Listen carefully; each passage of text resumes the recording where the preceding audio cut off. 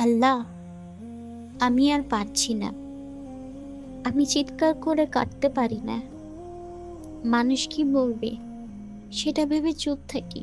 কিন্তু আমার ভিতরে প্রতিটা রাত, প্রতিটা নিঃশ্বাস ব্যথায় ভরা। আমি ক্লান্ত আল্লাহ। সবার সামনে হাসি, কিন্তু আপনি জানেন আমি আসলেই কাঁদছি।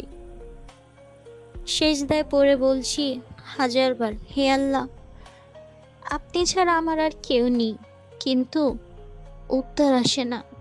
আমি চুপ, কারণ আমি জানি আপনি নীরব থাকেন কিন্তু ভুলে যান না। আপনি দেরি করেন কিন্তু ফেলে দেন না।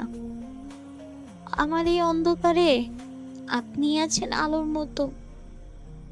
আমি শুধু আপনার অপেক্ষায় আছি।